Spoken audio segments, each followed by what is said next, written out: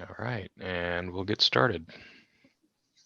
Hello and welcome, everyone. Welcome to Dialogues about Diversity. This is the Training Officers Consortium Roundtable for the month of June. We're excited to welcome our fellow board member and recognized speaker, nationally recognized speaker, Mike Powell. Mike is the Vice President of Organizational Development and Training for the Powell Consulting Group, a family-owned management consulting company located in Hyattsville, Maryland.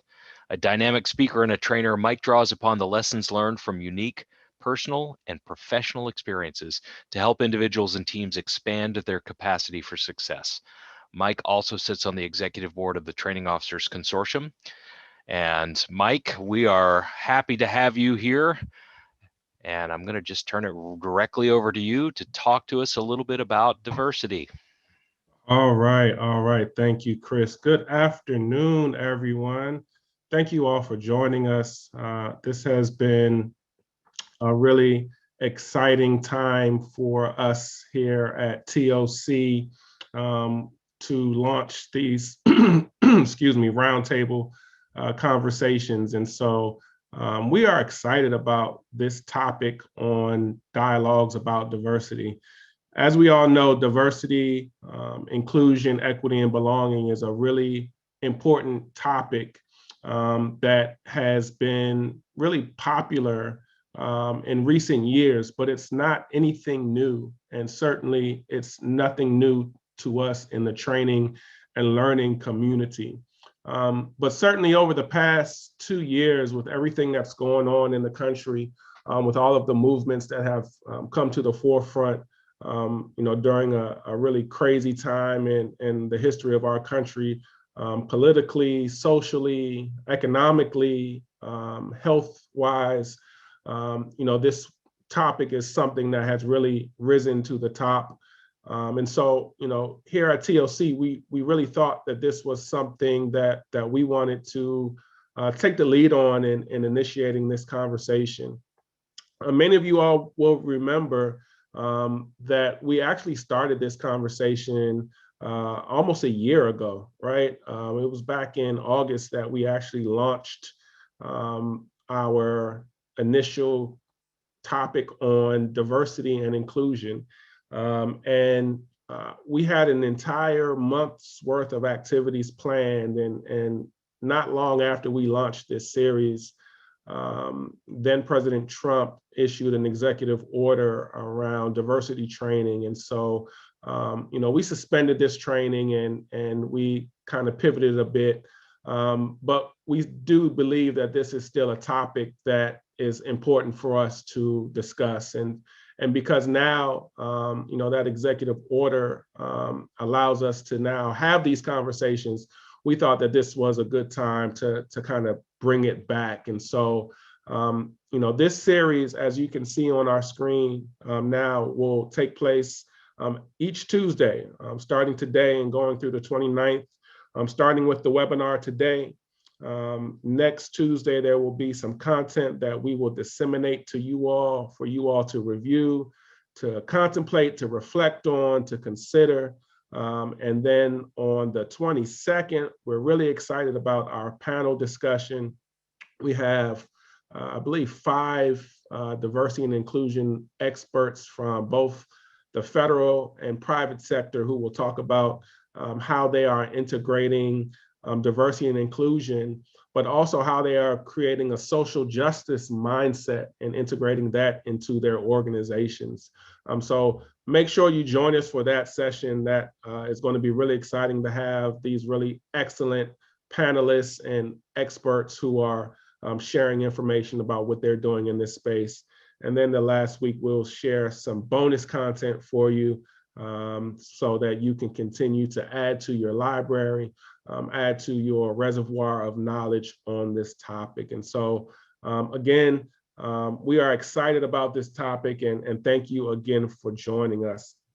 I thought, the way that we can kind of get started is to really reflect on, how we got here. As I mentioned, we started this conversation about a year ago with a conversation on the evolution of diversity thought, right? And we talked about how we moved from affirmative action through diversity, through inclusion, to equity, and ultimately into belonging. And if any of you all were with us, I actually facilitated that conversation with my dad. And that was a really cool experience and opportunity to have him sit in on this webinar with us and share some of his perspectives and experiences being an OD consultant and a facilitator and a trainer, working in the early years of race relations and affirmative action, and just kind of talking about what that looked like back then.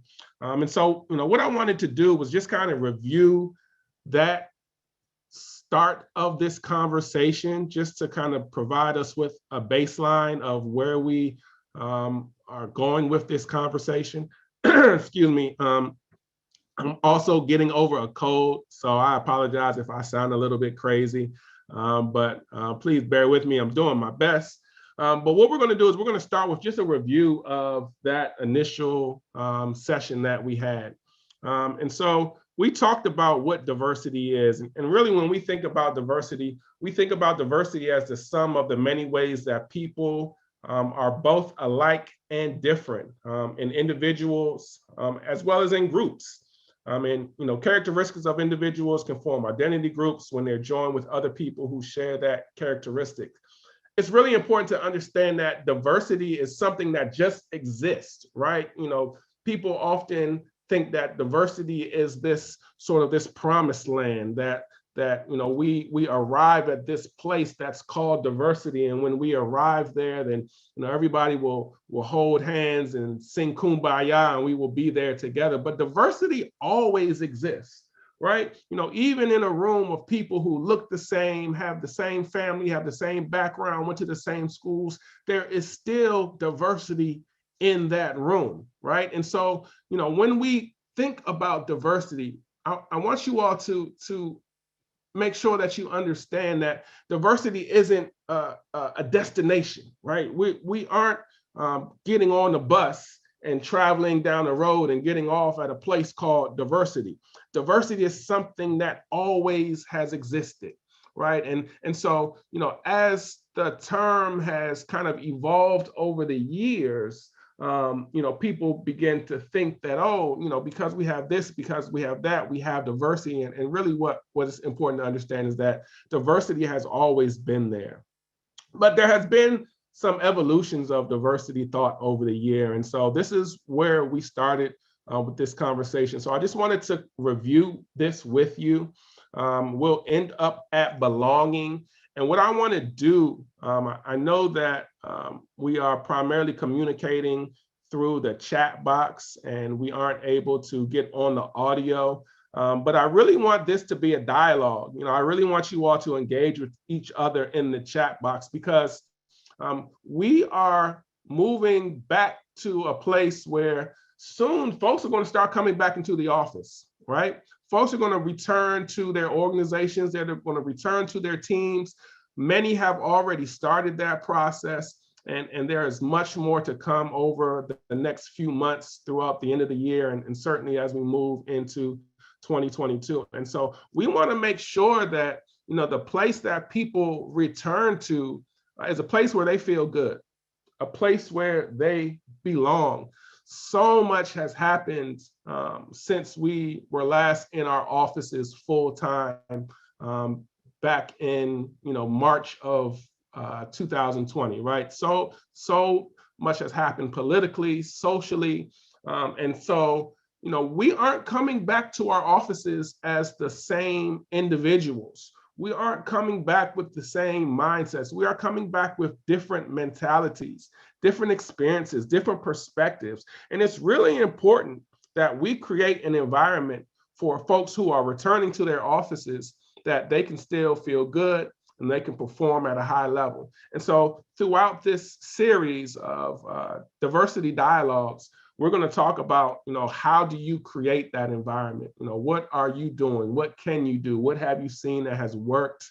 and what are some suggestions that you can make for your colleagues and some of your counterparts who can also take some of those best practices and integrate them within their office. So that's where we're going to end up today. But let's start with a review of where we came from. So we started talking about, the early days of diversity thought. Started with race relations back in the 50s and 60s when the Civil Rights Acts really came about in this country.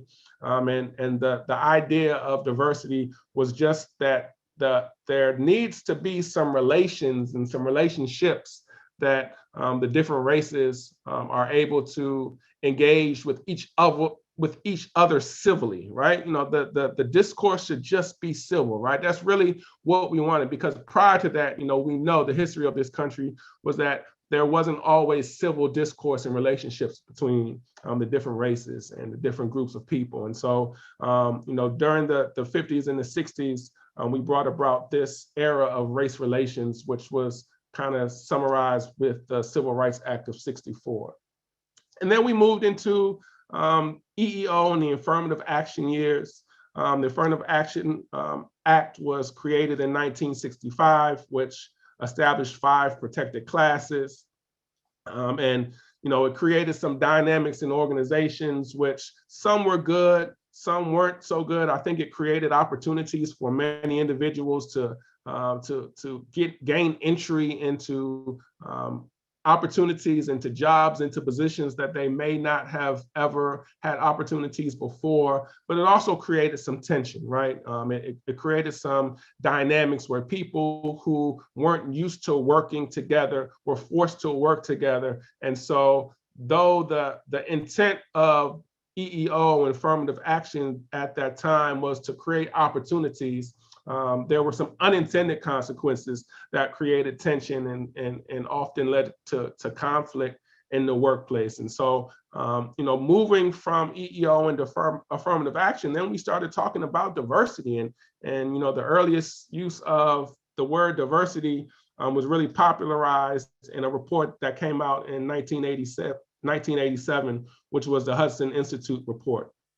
And that report talked about the business case for diversity. Why is diversity important? Diversity is important because at that time, we knew that we were serving a diverse country. That the country was becoming more global, certainly not as global as it is now, but we knew that, there were communities and there were clienteles and there were customers and there were people that we were serving that were coming from different groups and different backgrounds. And so it was important to make sure that from a business perspective, we were able to serve those people in a way that made them feel good, made them feel connected. And so this word of diversity started to show up more. And diversity was really about, how can you get the right people in the right spaces, the right groups, the right faces, the right skin color, right? We wanted to make sure that the numbers were right, whatever the numbers that represented the groups that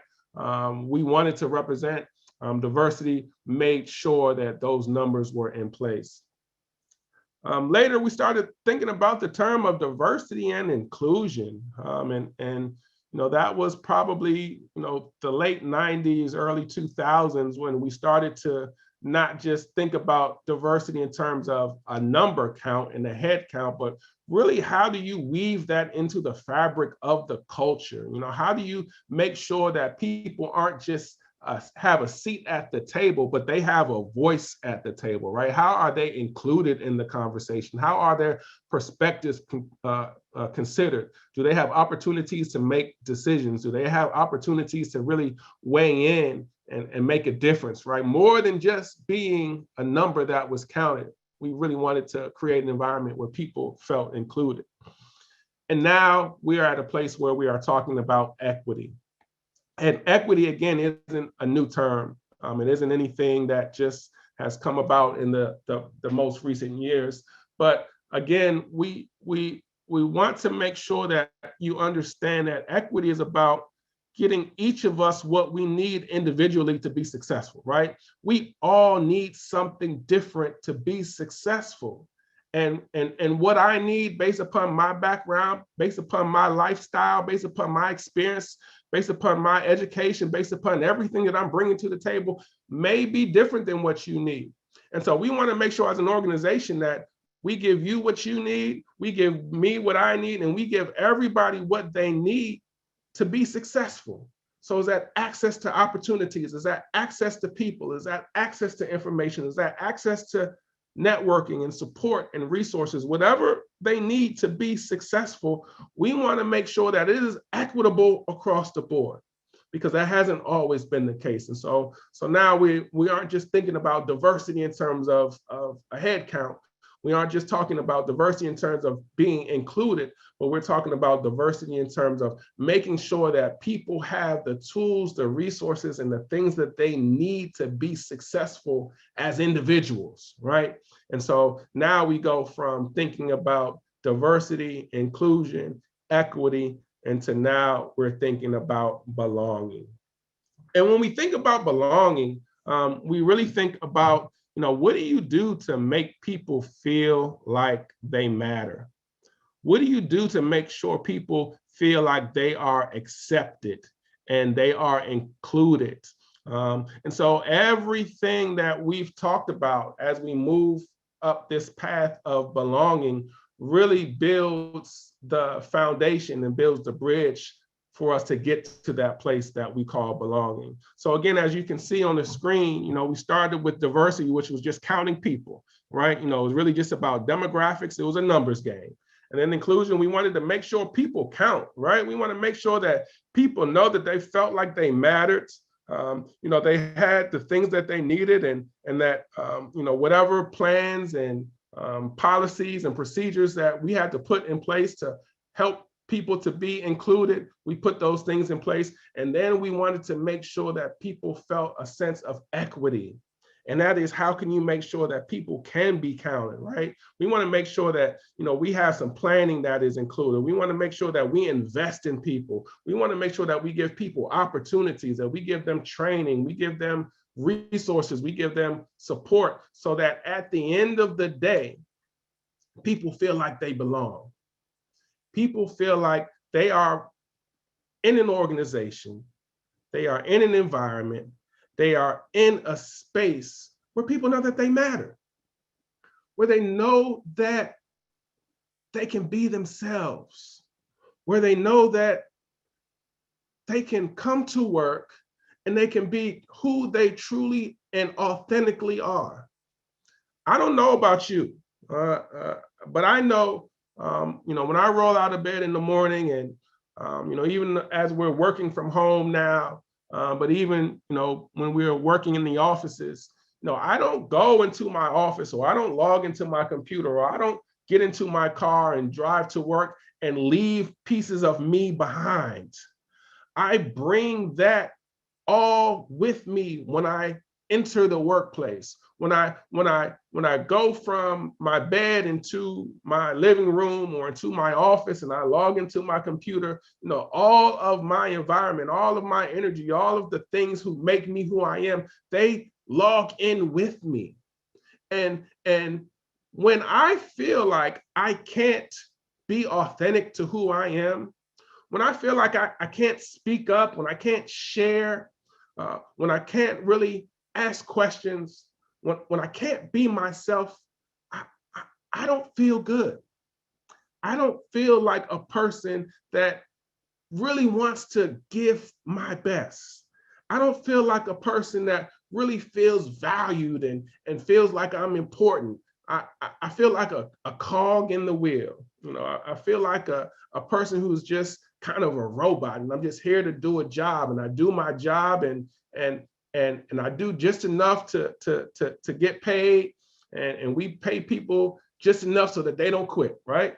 And so, when we create this environment of belonging, we create this space where people feel good, where people feel like they can speak up. People feel like they do matter. People feel like they can be themselves. So what we want to talk about today is, what can we do to create that feeling? What can we do to begin to help people as they are transitioning back into the workspace, as they are coming from a place where we have been in our individual silos, right?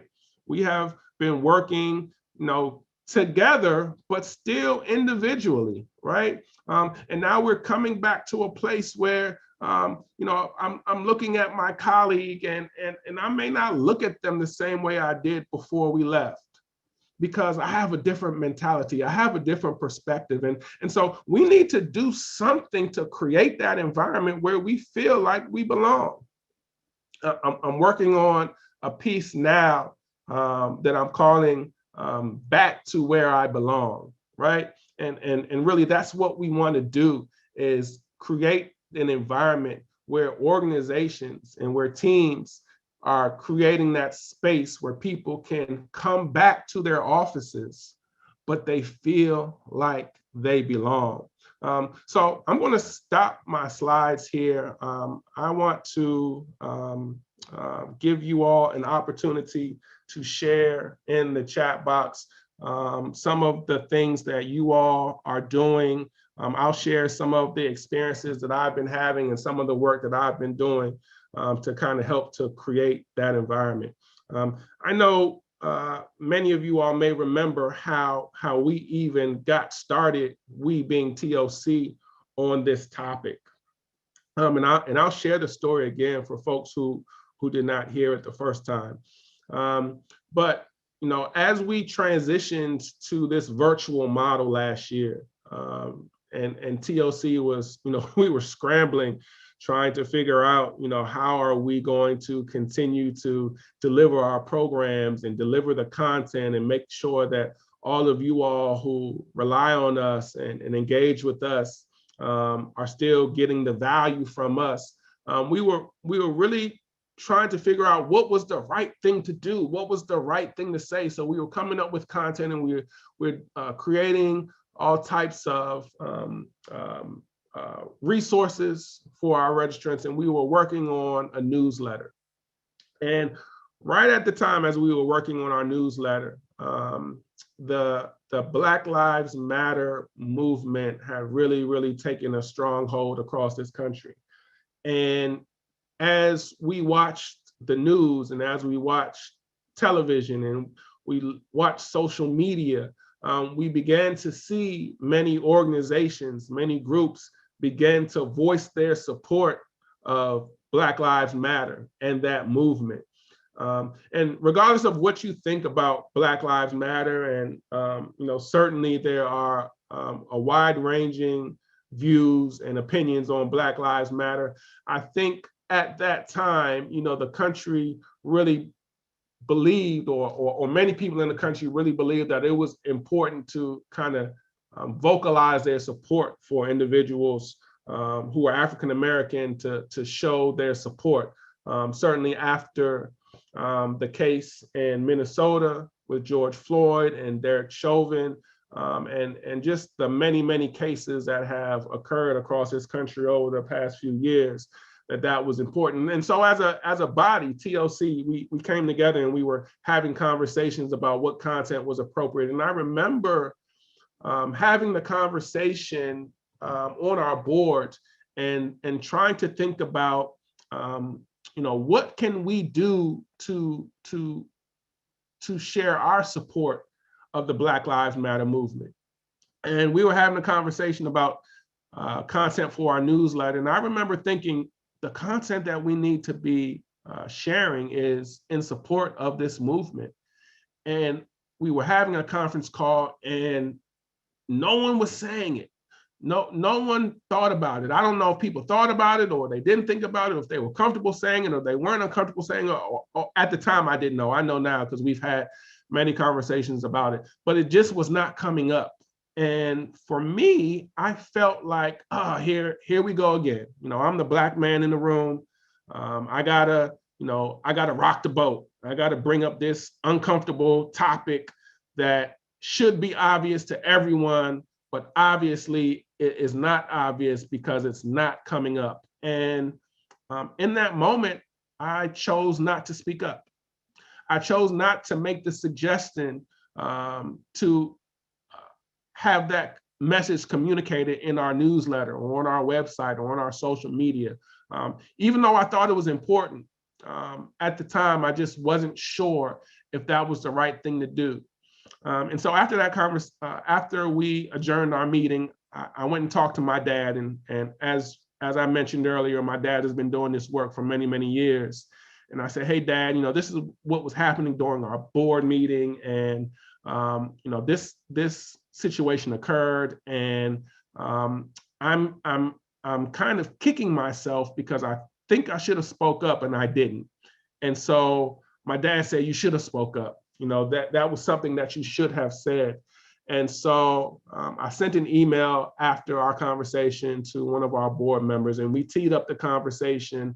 And I was able to share my thoughts with a number of board members individually, and then the entire board collectively about why I thought it was important for us as a learning community to be able to share that perspective and communicate our message, but also as leaders in shaping environments and shaping communities and teams. I wanted to take that opportunity to create a learning moment for us all to understand kind of how these dynamics play out in organizations every day, where someone who may be affiliated with a particular group may feel uncomfortable speaking up.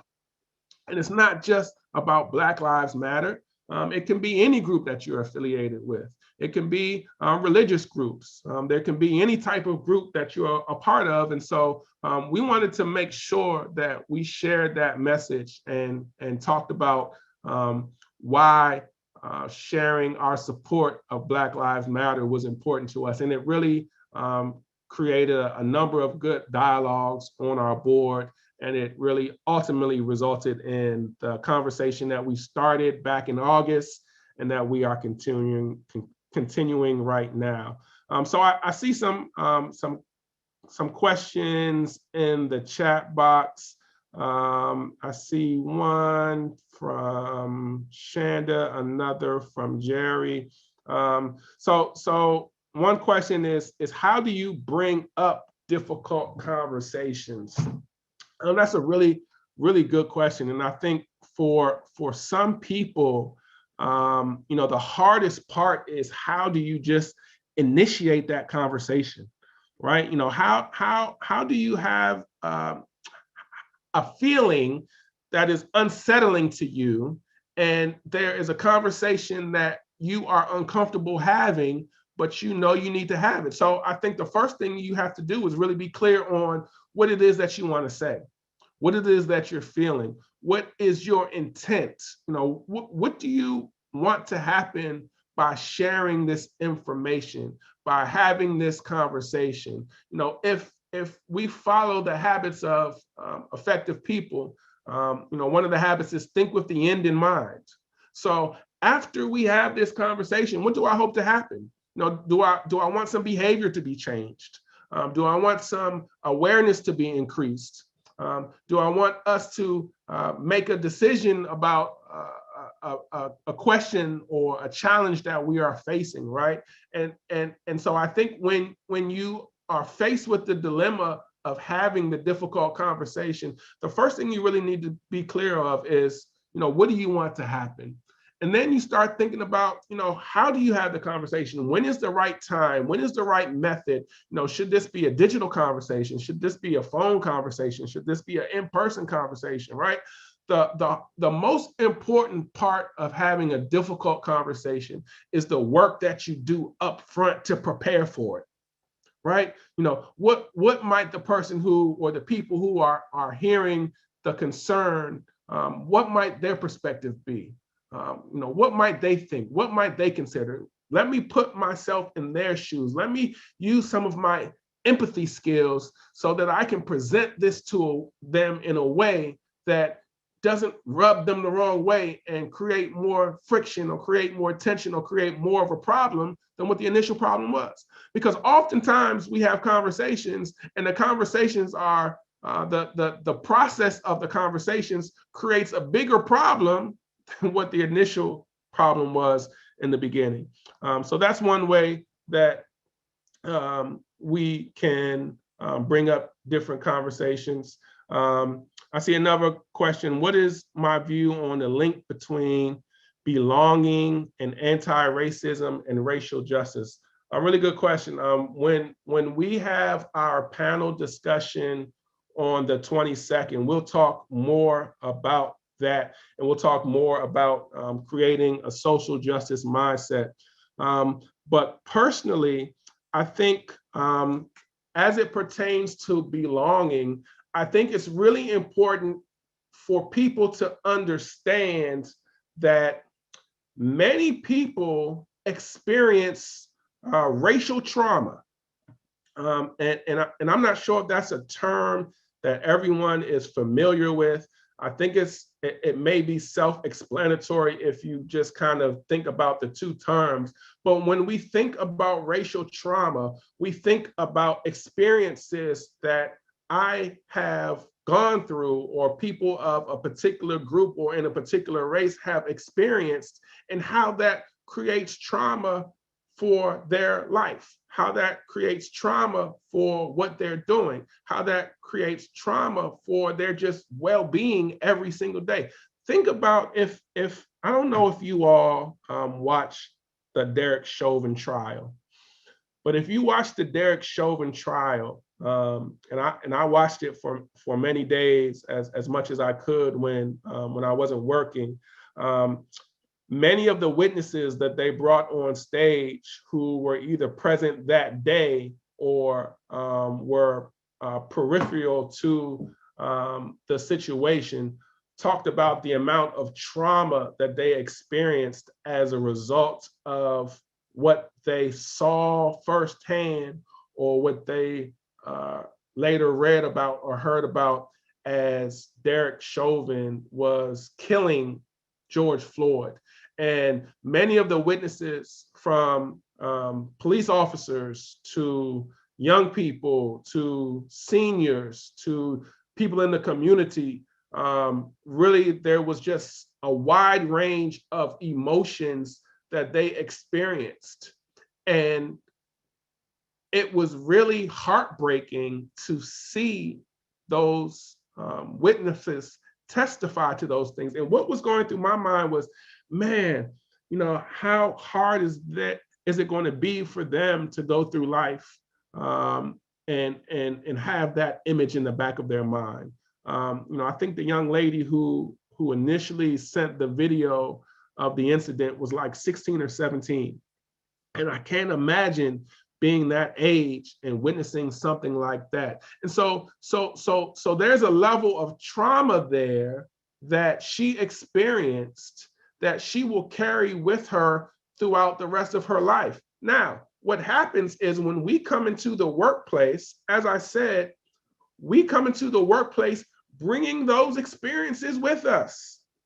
We come into the workplace still being affected by those moments of trauma, by those incidents, by whether it's movies, whether it's media, whether it's real life situations, family members, friends, whomever, we bring that stuff with us. And so that can impact how I connect with the people who I work with, right? And so when I come into work, and I was watching the trial all night long, and I was thinking about my kids, and I was thinking about my family, and then I come into the workplace, and I'm a Black man, and my supervisor, who happens to be a white man, speaks to me in a way that, at that time, he didn't intend to speak to me in a way that, I took offense to, but because of everything that was going on, I was just kind of on edge, and it bothered me, and I needed to have a conversation about them.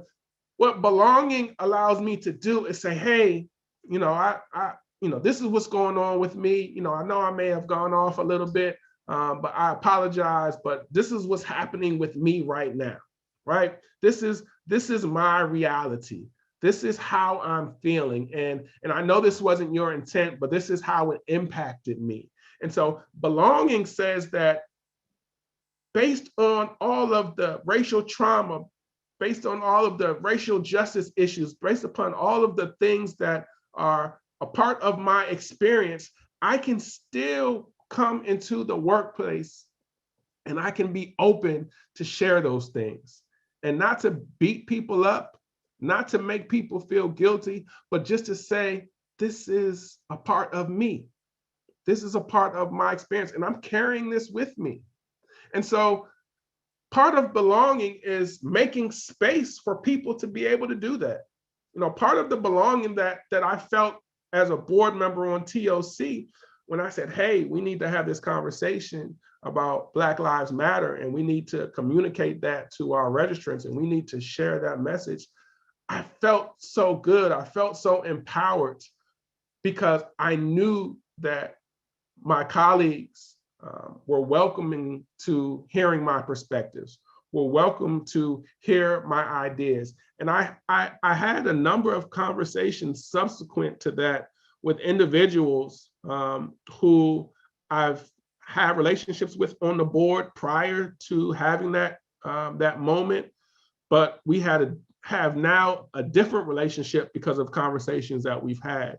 And so, belonging really allows us to create that space where we can be who we are, we can be authentic. And again, it's not limited to any particular group. We all experience some situations that we bring into the office with us, whether it's our family, whether it's just life, right? And so when I can be authentic about that stuff, that really makes me feel good about my environment.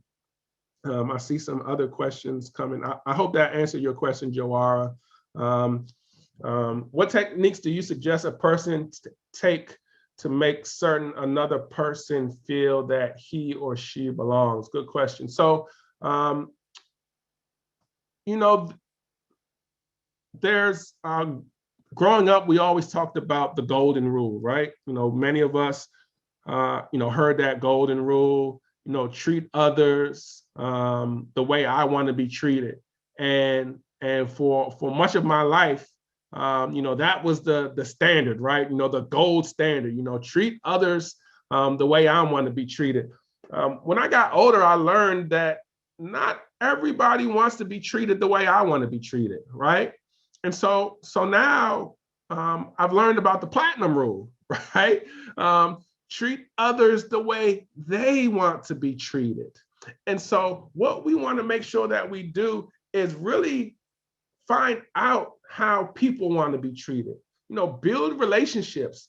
Don't just assume that because a person has a particular title, because a person has a particular background, because a person has a particular experience, that you know exactly what they want. But when we begin to slow ourselves down to learn more about people as individuals, to learn more about their preferences, about their ideas, about their backgrounds and how they communicate, and just learn about them as individuals, now we can begin to create this environment where they feel like they belong.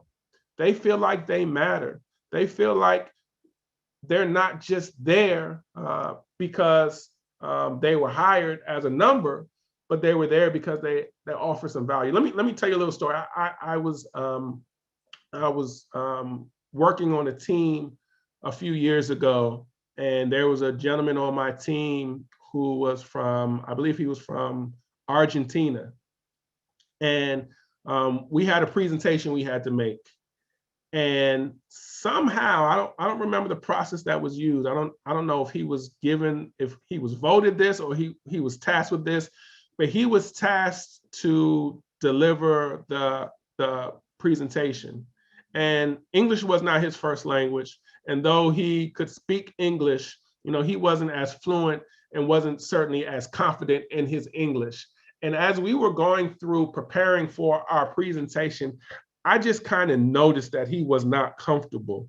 And it wasn't that he was uncomfortable with the content, but he was uncomfortable giving the presentation in English because he thought that he wouldn't be as clear and he would do a disservice to our group as we were making the presentation. And so we were having lunch one day, and I pulled him to the side and I said, hey, would you like to switch roles with me? I'm noticing, I know you, and I know how fun-loving you are and how carefree you are, but you seem to be a little bit tense, a little bit tight. Do you need some help with the presentation? And he said, man, please, I would love if you would do that for me. And so we switched roles, and I took the presentation and I delivered it, and he was so appreciative to me. And though we aren't in contact now, for many years, we were really good friends and colleagues, because I did something that was really simple. It was easy for me, but it meant a lot to him. And so, oftentimes it's the little things, it's the small things that really go a long way to make people feel like they are important and people feel like they belong.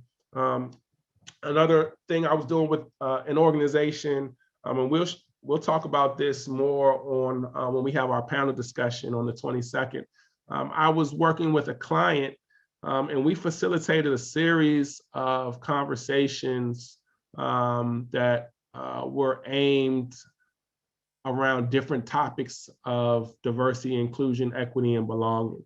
So we had an hour-long series where we delivered it via Skype, and everyone, it was kind of like a town hall meeting in the organization.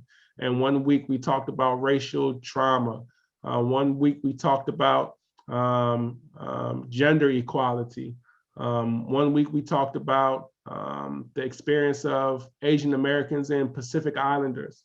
One week we talked about individuals with disabilities, right? And that forum really gave people an opportunity to just weigh in, to ask questions, to share their thoughts, to share their perspectives. And it was a really cool forum for people to really engage with each other and then have the opportunity to hear and listen to different perspectives and different ideas. And so, that was something that was small, but it goes a long way to know that, this organization, this team is taking the time to create this opportunity for us to dialogue and have this conversation where we can learn and hear from each other. How might TLC as an organization position ourselves as the nexus of expertise for ways for learning and development practitioners can and should support diversity, inclusion, and equity efforts? So I think that's what we're doing, right? It's something that happens over time. Certainly, as I said, this is a topic that is really popular right now. And, for all of us who are practitioners, who are, entrepreneurs, who are practitioners, we're seeing the RFPs and we're getting the phone calls and the emails saying, hey, can you come to our organization and can you talk about, diversity? Can you speak? Can you facilitate, right? But what I've seen over the years is, these topics can kind of be like the flavor of the month, and they kind of bubble up and they become really, really popular, and then they kind of fizzle out. And I think for TLC, and not just TLC, but just for us as learning professionals who are helping to create this environment where people understand the imperatives of diversity and inclusion and equity and belonging, is to really be consistent on having this conversation and helping people to understand. It's more than just having, a Black History Month or Asian American Pacific Islanders Month, or having an ice cream social, or doing some trivia, right? All of those things are good, but it's really about being consistent, about consistently creating ways to make people feel like they belong. And again, it's not just about race. I know I keep talking about race because it's just kind of at the forefront of our minds in this conversation right now. But people who many of you all may know that I'm a new dad, right? And so the way that I experience being a professional now, having a daughter, is so different than the way I did 2 years ago, and the challenges. And so, how do we create an environment where parents feel comfortable, where they can say, hey, I need to go take care of my kid, or I need to go take care of my mom, or I need to go take care of my dad. And right, I don't have to hide. I don't have to say, oh, well, I need to go take a sick leave, or I need to go do something that's not really what I'm doing, but I have to hide it because I can't be open about it, right? And so, as we continue to build this environment where people feel comfortable, we really have to be consistent about just continuing to make folks understand that we value you as an individual. But it can't just be lip service, right? There has to be some action. There has to be some energy. There has to be some activity that comes behind it. And so I think as we continue to move forward from where we are right now, working from home, and begin to consider what life is going to look like when we return to our office in whatever capacity, whether it's full-time, or whether it's part-time, or whether it's a hybrid, or whether it's all at home, whatever that looks like, you need to make sure that people feel comfortable, people feel like they belong, right? Are the people who are working from home, do they get treated the same way as the people who come into the office? Are the people who work on the West Coast and have to adjust to everything that's going on in the East Coast, are they considered as well, right? Those are little things that we may take for granted, but it means a lot. It means a lot when you can say, what, we usually have this meeting at 8 a.m., but we have some folks from the West Coast that we want to accommodate. So can we push this meeting to 11 so they don't have to get up at 5 a.m. to attend the meeting, right? Because we want them to make sure it's live. Can we make sure that we give them access to the shared drive? Can we make sure that we record this meeting so that if they weren't able to make it, that they're were able to get the information, they can get the content, that we even consider them even when they're not there. Like, I can see you even though I can't physically see you, right? Those are the little things that help people feel like, man, I matter. Man, this is important. Man, I remember loving my work and not liking my job, but I love my work and I like my job. And I like the people I work with. And I don't mind getting up and coming to work in the morning because it makes me feel good. That's the environment that we want to create, but it has to be consistent. And it can't just be, when, the topic is hot and it's in the news and it's on social media and, we're having webinars, and it doesn't mean that, we have to have a webinar that uses the word diversity or equity or inclusion or belonging in it either, right? It should just be a normal part of what we do. And I think once we normalize some of those things, we will then be able to create the cultures that really give us the performance from the people that really gets us to where we can achieve our goals. It comes down to performance. At the end of the day, that's what this is about. When I feel good about my environment, when I feel like I belong, when I feel like I'm included, I'm considered, I perform at a high level.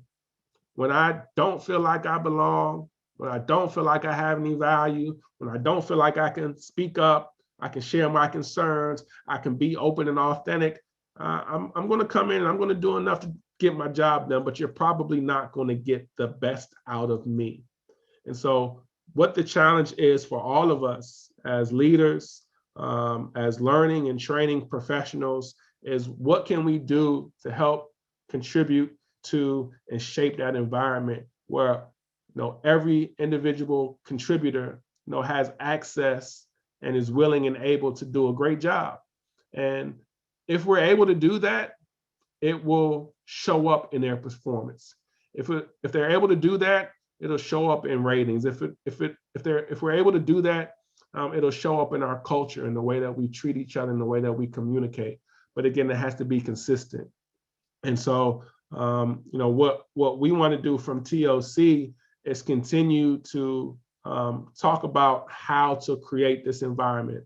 Our last roundtable was about coaching, right? Coaching is another way that organizations can show support to their members and their employees. Give them some coaching, give them opportunities to be developed, give them opportunities to be mentored, right? I feel like I matter. I feel like you're thinking about me and my development, and you're thinking about me as an individual. So from our perspective, we're going to continue to challenge you all, to push you all, but to also share content and resources and information that we think is going to help to create that feeling where people can feel good so that they can perform at a high level. That's what this is about. This isn't about counting numbers. It isn't about who is most persecuted against, and do Black Lives Matter or do other lives matter. That's not what this is about. This is really about creating an environment where we all feel good. And even when we're not feeling at our best, even when we're not having our best days and things are going on, that I can still be myself, and I have an environment that nurtures me and cares for me, and they show me that I matter and that I have some value. And when we're able to do that in our offices and on our teams and our communities, I think we can begin to change the narrative about what life looks like in this country and in this world. And certainly we can begin to reach our goals at a high level. I see one more question, and I think we'll be wrapping up shortly.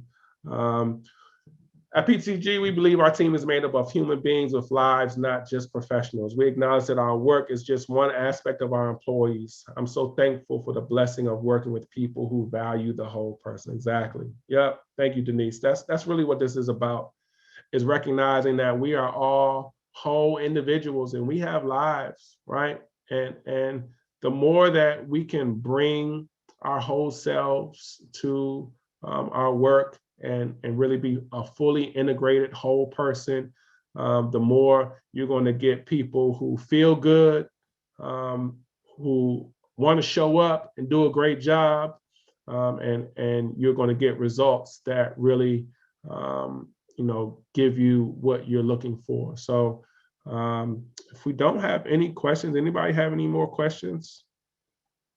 Any questions for me? No, I'm not seeing any. Okay, so it is 5 minutes to 1, 5 minutes to 2. So as I mentioned, we will do a follow-up and send you all out some content for our session for next Tuesday, which is not a live session. We'll just send you some content for you to review. And then on the 22nd, we will have our live panel discussion on having a social justice mindset in your organizations. So thank you all for today. Thank you all for participating. I hope this was helpful for you. Let me do this again. I'll just bring up this slide just in case you all, oh, I guess I don't have it there. Let's see. All right. So I have my contact information somewhere, but maybe it's not. Maybe it's, oh, here we go. So if you all have any questions and you want to reach out to me, certainly you can always reach out to anyone on our board. But also if you want to reach out to me individually, here's my website and my email address. We look forward to continuing this dialogue with you. During our panel discussion, we will have an opportunity for you all to use the audio as well as the chat boxes. So if you all want to share your voice as well as share your keystrokes, you'll have that opportunity to do that. So we look forward to you joining us then. Please look for the continued content that we will be sharing with you between now and next week. And thank you again for joining us today. And I think that is it. All right, Mike, thank you very much. We appreciate it. Just a reminder to everybody that the session Mike is talking about for next week is called Shifting to a Social Justice Mindset Resources. It's the second session in the list of our roundtable sessions. And then, as Mike mentioned, on the 22nd of June at 1 p.m., we'll have a panel discussion, and I'm really looking forward to that one. So thanks, Mike, and thanks, everybody. We appreciate it. We'll post the recording here in FeedLoop. So if you want to come back and pick up on a part that you wanted to review or share with someone, we'll have that recording posted here as soon as it gets processed by Zoom, and we'll get it up there. So we look forward to more discussions with you, Mike, and everybody else, and we'll see you next time. Thanks, everyone. Take care. Have a wonderful day.